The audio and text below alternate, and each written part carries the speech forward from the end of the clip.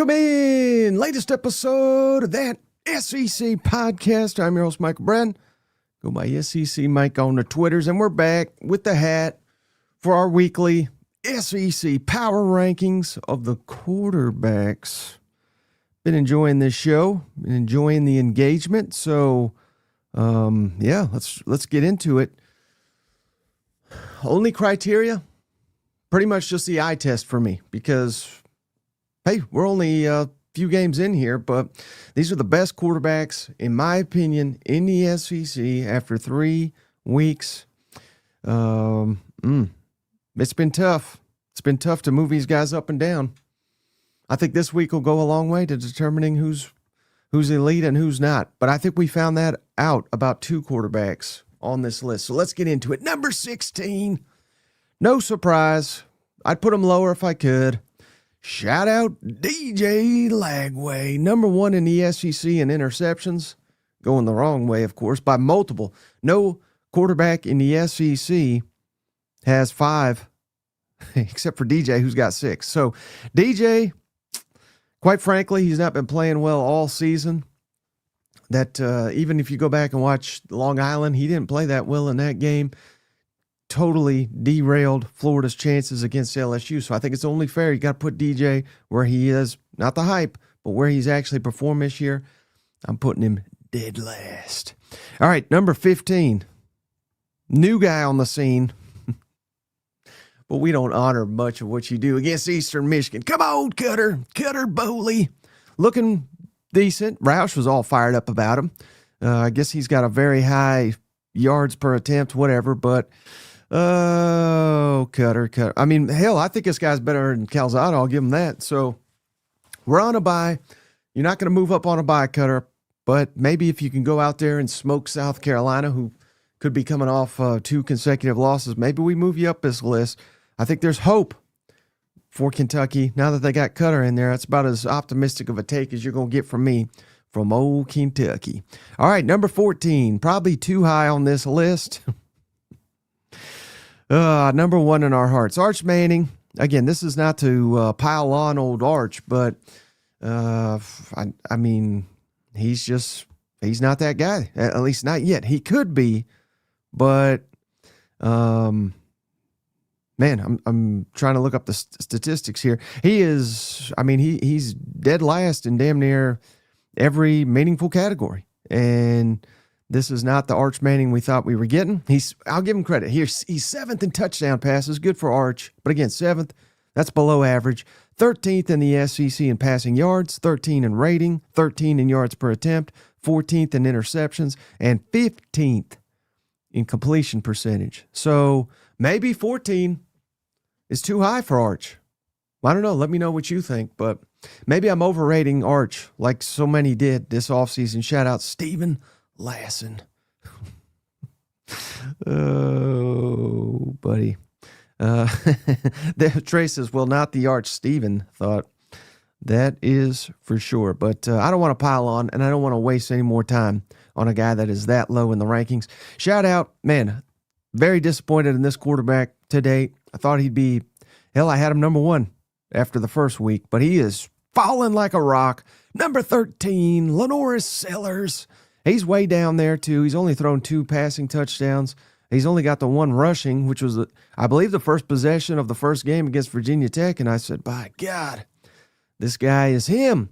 Well, him not playing well now. So, again, he's banged up. We're not making fun of injuries. I think he's going to play this weekend. But, maybe Trace, we need to go back to calling him Goggles, because maybe he needs to go back to the Goggles because whatever he's doing is not working. Now, maybe he flips that switch against Missouri, and if he does, he'll fly up these quarterback rankings. But I think the offensive line's holding him back. I think his receivers are not helping, and I certainly think the offensive coordinator is not helping as well. So this is a tough spot for the Gamecocks. Season on the line, perhaps, Saturday night in Columbia, Missouri. But you're also got a banged-up quarterback, so how much can he realistically do? Tough spot. Hey, this guy's only done it for 1 week, but I was very impressed. We got to give this guy credit. Shout out number 12 on the list, Trinidad Chambliss. Went up and down the field on Arkansas. Arkansas's defense is awful, but we're still going to give credit where credit's due. They forced Trinidad to beat them, and you know what? He said, well, hell, I'll go out there and beat you. So I expect Trinidad's going to play against Tulane, and I think he'll have a lot of the same success that he had against Arkansas. That's just the Lane Kiffin way down there. They know what they're doing when it comes to offensive football, and they know what they're doing when it comes to the quarterbacks especially. So shout out Trinidad. I think he could be a lot higher on this list come next week. If he's even the quarterback, it could be Austin Simmons, but I ain't buying it. I think it's Trinidad's show until Austin Simmons is closer to 100%. He looked like he was about 50% last week. So, Well, Too Slick saying apparently Austin Simmons. Well, that's what Kiffin's saying, but I don't believe anything out of that damn guy's mouth. He's a liar. All right, number 11. This is probably too low for this guy, but now it really gets difficult because I think we got 11, 12 good quarterbacks right now in this conference. Jackson Arnold, number 11, hell of a runner, maybe the best runner among the quarterbacks in the Southeastern Conference to date in the 2025 season, but he's got a ways to come as a passer. And man, I think this is a man who he's got more on the line than anybody in the Southeastern Conference this weekend. Going to Norman. Oklahoma fans are mocking him all week. Well, they may regret it come Saturday night. I think Jackson Arnold, he may very well win this damn game, and then we'll see what those Sooners have to say about him. So Jackson Arnold, number 11, I feel like even that's too low for him. He's having a good year. Could be a great year if he beats Oklahoma. Could be a nightmare year if he gets smoked by Oklahoma. So I don't know. He's going to go up or he's going to go down, I think, based off this week. Number 10, never would have thought this guy was this low, but I think it's fair. Garrett Nussmeier. Not looking fabulous, not looking like this number 1 pick they told us that he was going to be. Now, he's injured. Offensive line's not helping him. Receivers not helping him. Running game certainly not helping him. But I don't know. I'm just not seeing it from Garrett Nussmeier this year. I hope he gets healthy. I wouldn't even play him this week against Southeast Louisiana. I really wouldn't. I'd rest him up for that massive game against Ole Miss coming up here soon. But give me Garrett Nussmeier, number 10, and I may be overrating him. You can make an argument he should be below Jackson Arnold. You can make an argument he should be below old Trinidad.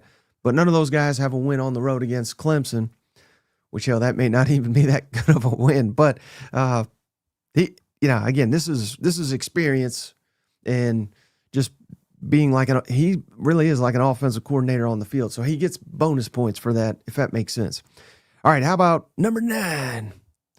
Kind of a ho-hum performance last week. Not going to give you a ton of credit for smoking Alcorn State, but Blake Shapen looked like $1 million against Arizona State. Hell, he's looked like $1 million this entire season. So I'm giving him his respect. Number 9, Blake Shapen. Again, this week, not going to really move the needle for me, but let's see how he does against Tennessee's defense, which is looking like a leaky D, as Shane would say it. So Blake Shapen's got a lot on the line here coming up, but I feel like number 8 is a fair ranking for one of the biggest surprises in the conference right now. Speaking of surprises, they ain't going to like this, but I think it's fair. Give me Marcel Reed, number 8. And you can make an argument he deserves to be higher. He's number 2 in the SEC in passing touchdowns with 9. He's number 3 in the SEC in passing yards with 869. This is not a knock on Marcel. This is more, we've got some outstanding quarterbacks this season in the SEC. Give me Marcel Reed, number 8. He's having a hell of a year. He's proven a lot of these doubters wrong. Game-winning touchdown drive. That's about as impressive as anything we've seen this year. But I do think his numbers are slightly inflated. The completion percentage is not great. He's got outstanding receivers that are getting yards after catch. Now, it's not to take away from Marcel Reed, but hell, even Mike Elko yesterday, I was on the teleconference when he was saying he needs to do a lot better job pushing the ball down the field accurately. So that is still something in Marcel Reed's game that is that there's room for improvement there. So again, I'm nitpicking here. He's a terrific runner.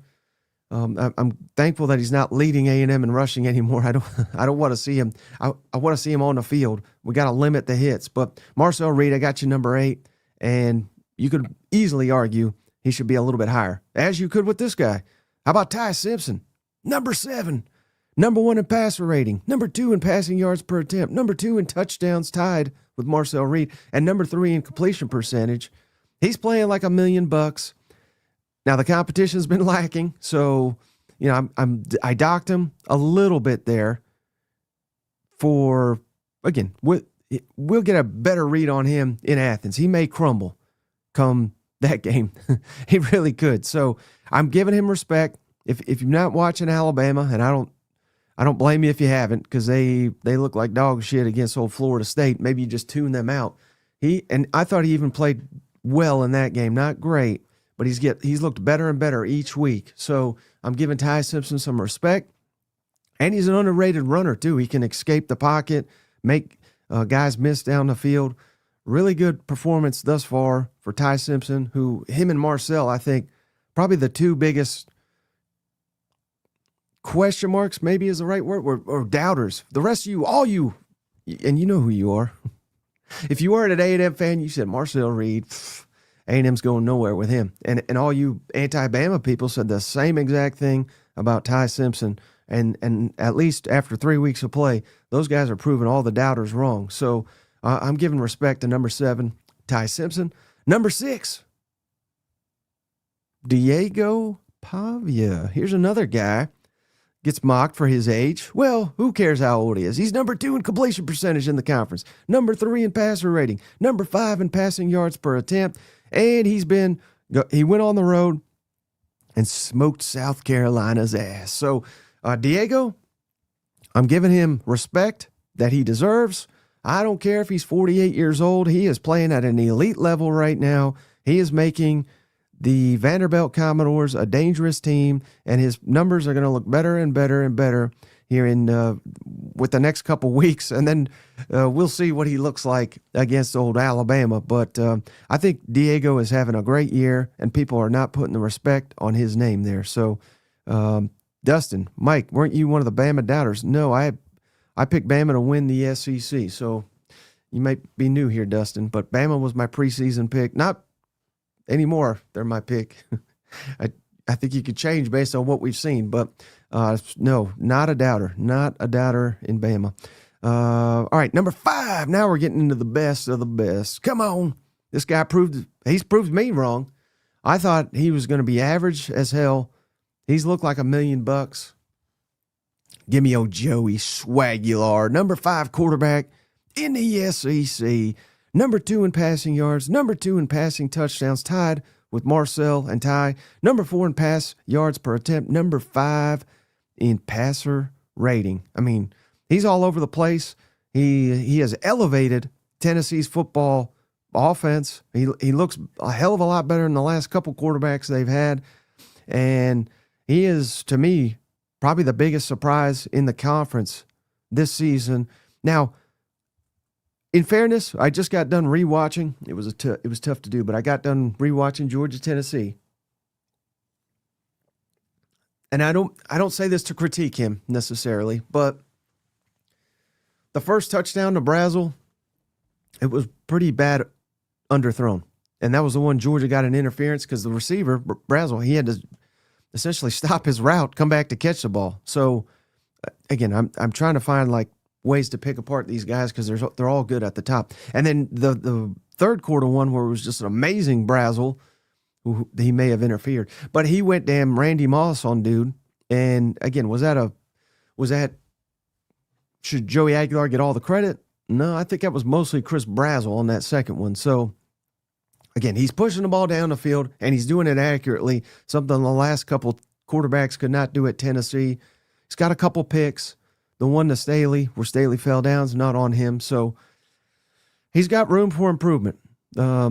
He did have the arm punt against Georgia. I didn't love that, but again, it's an arm punt. They were going to punt regardless. So give me Swagular, number 5 in the SEC. Number 4, this guy actually fell And he didn't do anything to deserve falling. It was more someone surpassed him. Give me Beau Pribula, number 1 completion percentage in the SEC, number 4 passer rating. He's a weapon on the ground, 3 rushing touchdowns, 7 passing touchdowns, 791 yards. Looks like $1 million. So him and Aguilar, the two brightest surprises, good surprises, if you will, out of the quarterback position in the Southeastern Conference. But I'm still a little bit wait and see with him. A little bit.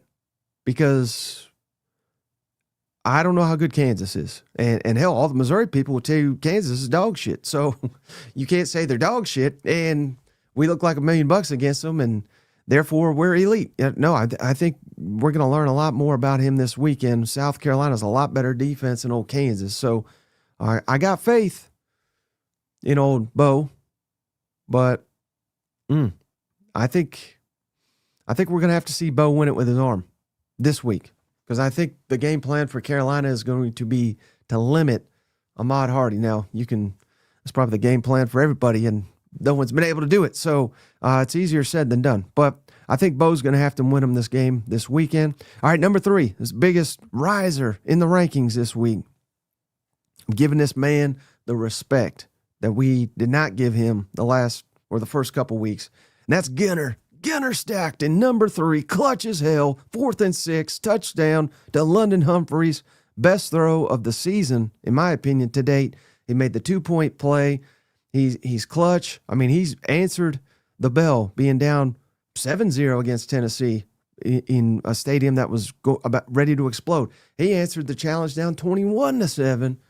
I mean, how many quarterbacks would have survived kneeling on Saturday in the way it was rocking? I don't think many. So Gunner, right now, we got to give him his love, his respect. 7 touchdowns, doesn't have a turnover on the season. I think Gunner, hell of a quarterback, and he raises the potential for Georgia, which was already sky high. But now Georgia, I think, can win the national championship. Now that we've seen this out of Gunner, they invested in the weapons, and it's paying off for them dogs. All right, number 2. John Mateer. Come on. Money Mateer, number 1 passing yards in the SEC. Maybe a little too much interceptions for me with the 3, but 5 passing touchdowns, 4 rushing.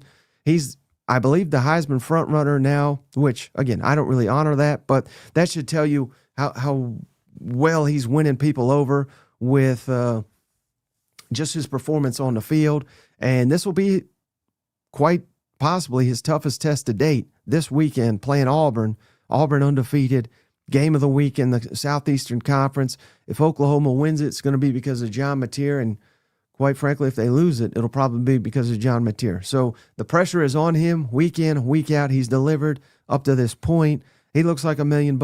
You want to put Mateer number 1, I won't even argue you, because there's no really argument to have him against being number 1, against him being number 1, other than Taylen Green is looking like $1 million. And for my money, I think he's the best player in college football this year. It's not his fault. His receiver fumbled with the game on the line. Hell, he hit him. He leads the SEC in passing touchdowns. He's top 10, and I think he's like number 6 in the rushing in the SEC with 307. It's a damn shame Arkansas didn't have a defense, because more people would be watching Taylen Green late into the season, perhaps even in the college football playoff, if they had any semblance of a defense. But I think he's going to be fun all season. And there's a very, very, very, very minimal difference, in my opinion, between Taylen Green and John Mateer. But give me Taylen for now. And if John Mateer goes out and lights up Auburn's defense, which very well could. Auburn's not great against the pass, but they do have a good front. And this is, I don't even care. Michigan may be the 11-1 team. I don't have respect for teams outside of this conference. So let's see them do it against the Southeastern Conference. That's how you gain my respect on this show. So, yeah, give me Taylen, number 1, and give me JR, number 1 cousin. If we were doing our rankings, shout out the legend, JR gifted a membership. Legend, Cousin JR has done it again. We appreciate you, JR. I'm trying to figure out who you gifted to here. Maybe someone can help me out. That was a while ago. But someone look that up for me if you don't mind. This is when it's bad to not have Cousin Shane on the show. And we also had Patrick Wade. Patrick.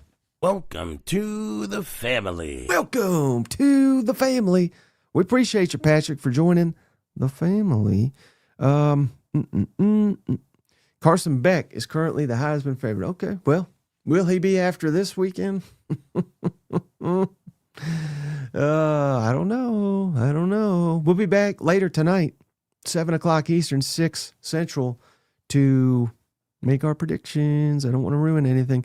Yeah, this is out there, so this is going to be pretty interesting. On Tuesday, they reportedly will be announcing the 3 permanent rivals for each SEC team as the SEC goes to 9-game conference schedule next season. So we will certainly be going live and breaking that down when that happens. It's going to be very interesting to see.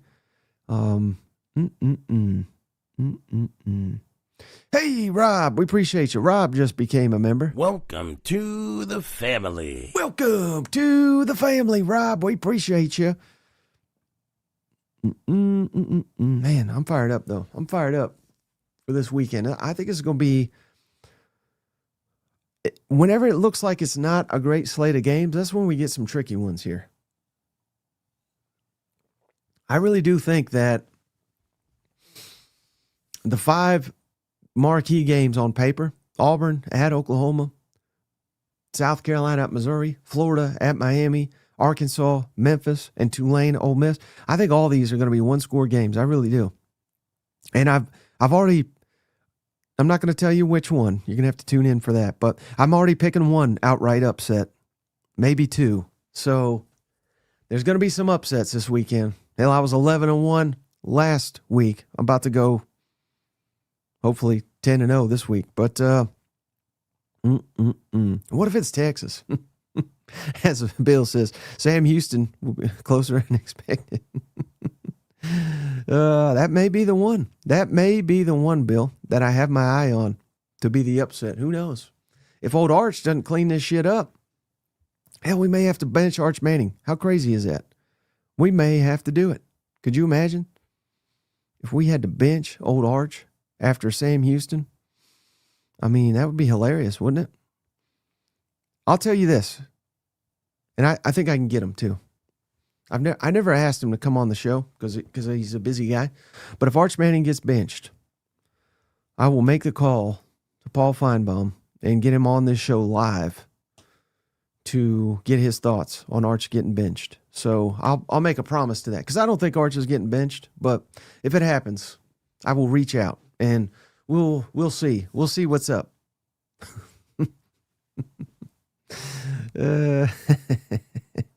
Any other questions here? I'm trying to stretch this to 30 minutes here. I think I went a little too quick, but any questions? Brian Kelly? I don't think so. I don't think we're getting old Brian Kelly. Unless he wants to come on here and berate us. That would be kind of entertaining. Heupel would take Arch over Aguilar right now. I don't think so. Who in the hell would take Arch right now? Who in the hell would take this right now? Have you watched him this year? Have you watched Joey Swagular? I mean, that's the stupidest comment I've seen in the comments today. So, no one would take that. That'd be like saying you would take Trevor Lawrence over Josh Allen. Hell no, you wouldn't. That's stupid. No one would do that.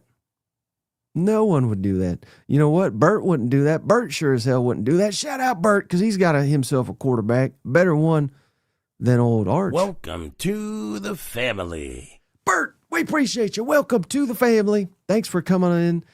Man, what a year it's going to be for A&M. You know what? I tried to tell him. College football playoff. College football playoff. I think that's where A&M's going. Feinbaum may be benched if Archie is. I might tell him that. Do you think Beau gets exposed this weekend? No, I don't. I don't think he's going to get exposed. I think we've seen enough from Beau to know he is legit, and he might very well be the best quarterback. Remember, he's 3 games into his starting career. What's he going to look like when he's 8 games in, 9 games in? He's just getting better and better. So, no, I don't think he gets exposed, but we can't crown his ass for beating Louisiana and Central Arkansas and shitty Kansas. We can't do that. Can't do that either. Arch was hyped by the media. I think that's fair. But also Sarkisian hyped his ass up, didn't he? Jason, you still on the Sooners bandwagon? I don't know. Have you watched the show ever before? I feel like maybe you haven't if you're asking these kinds of questions. Nico, coming to say Florida. I don't think Florida would take old Nico. I really don't. I'd rather have, I know DJ's number 16 in the power rankings. I'd rather have DJ than Nico. Honestly. Arch is the biggest bust since Ryan. Again, it's too early to write him off. Hell, what did I just say about Beau? He's 3 games into his starting career. Arch is 3 games. Same deal. I know he started 2, so really he's 5 games into his starting career. We can't write Arch off yet. That's silliness. That's your Oklahoma coming out. We try to be unbiased here as much as we can. Would you rather have Arch or Nico? Be honest. Give me Arch. Arch for sure. But that is a tough question. Because I know Nico gets a lot of hate. I don't think he's that bad either. I think he's got some potential. Nico would be behind some backups. Why does everybody hate Mizzou? Says Ethan. Everybody thinks everybody hates their team. Even us, who we literally dedicate our lives to covering these teams, but apparently we hate them too. Like, how much sense? People just don't care about Missouri. They don't hate them. There's not a Tennessee fan that sits around thinking about Missouri. And I don't even think there's South Carolina fan. There's none of these fans. They just don't care about you. There's a difference between hating you and not caring. And I don't think people care. I really don't. I don't know why Missouri fans have this chip on their shoulder, but it's working for them. I did see a statistic. It was pretty cool. In the last 30 games, Missouri, I think, is like number 6 overall record of any team. Not SEC, the nation. So just keep doing what you're doing. Who gives a shit what people think? But I do give a shit what ZOV says. He gifted a membership to Dia. Welcome to the family. Hopefully you're not a Missouri fan after all that. Welcome to the family. Yeah, even Old Mace is warming up to old Drink. Drink's one of the best coaches in the SEC. I think he's number 1 right now for like best personality too, which that doesn't mean anything on the field. It means a hell of a lot if you're doing a program like this. So I wish we had 16 Drinks out there talking shit, running their mouth. I love it. He's like the closest thing we have to Spurrier. And hell, his record is starting to look like Steve Spurrier. So it's getting pretty good. You're just getting some Sooner hate from you. Well, let's see. John Mateer, I said he'd be better than Arch. Check. I picked Sooners to win every game. Check. John Mateer, number 2 in the Jesus. What you want me to? How can I kiss the Sooners' ass anymore? What more can we do from you here, Jason? Jesus. All right. Any other questions? Unless some better questions. Drink gets a lifetime contract after this season. Perhaps. Drink stands on business. Drink's, I think he's going to be a popular candidate if that Florida job opens up, if and when it does. I'm just saying. I think he will be a candidate. Would he stay at Missouri? Well, I think we're in a unique era, where I can't remember who it was, but it was one of you cousins on this show said, Kiffin will leave Ole Miss for Florida, better brand. I don't know that matters anymore. It really doesn't in NIL. If you don't have your ducks in a row, Missouri's got their shit figured out. They're building facilities, the stadium, and yeah, I mean it would be laughable to say Missouri's a better job than Florida like 5 years ago, but who's more invested in NIL? Who's winning on the field? Who's winning in the Southeastern Conference? Who is developing quarterbacks? Who, seems to have their shit together, and their fans are passionate. Florida fans, I mean, they're great fans too, but they love you or they hate you. I don't know that there is a middle ground there with many Florida fans. If I'm Drake and I'm weighing the two jobs, he's already making like $9 million, right? Something like that at Missouri. What is Florida going to offer him? Is Florida going to offer him 15 million?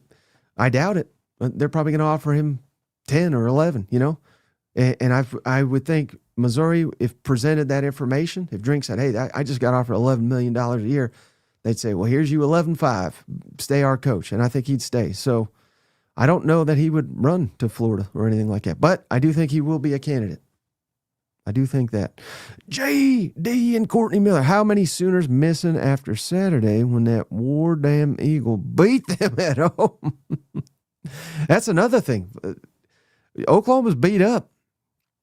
Very beat up, apparently, particularly on the offensive line. Now, I hear all their guys that were on the depth chart, or the injury availability, whatever the hell Kiffin wants to call it, all the guys that were banged up on the injury report, they were practicing.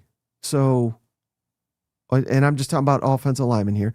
So I think those guys are going to play, but it is interesting because that's something that is being, completely overlooked. Hell, I watched Oklahoma last year. Offensive line was a huge issue. And it was early in this season too. Now, they seem to have it corrected, but if you got, captain out for the year, now you got, 4 guys on the injury report. What if they can't go? John Mateer might be the not the best quarterback. He might be the best player in the country. If you can't protect him, it doesn't mean shit. It means he could get, really beaten up against Auburn, like you're saying here. So Auburn's got one of the best defensive linemen in the country too. So, and not just one of them. They got a plenty of good front 7 players. So if Oklahoma's banged up on the offensive line, that's a huge advantage to Auburn. I think it could be a much more low-scoring game than people are anticipating. All right, I think I'm running out of words here. Again, I got to make my picks here for the weekend. Haven't made them yet. So I'm going to get one last one here. Appreciate you, Parker. Is Florida's job any less attractive with Miami and FSU looking better? No, I don't think so. Because, there's so many players down there. You're in the SEC. Florida, better job than Miami or Florida State. I don't care. They could be each 12-0. Florida is still an attractive job. They barely play Miami, and I know they play Florida State, but Florida State trying to sue to get out of the ACC, that's not going to end well for anybody down there at Florida State. I really don't think. All right, so that's the end of the quarterback rankings. We'll be back tonight, 7 o'clock Eastern, 6 Central, to make our predictions with Cousin Shane. So stay locked in. Appreciate each and every one of you for hanging out. We'll be back here in a couple hours. Bye-bye. Hey, buddy, this beer's for you, Mike, and Cousin Shane. That SEC podcast loves the Pirate, and the Pirate loves that SEC podcast. Hail State.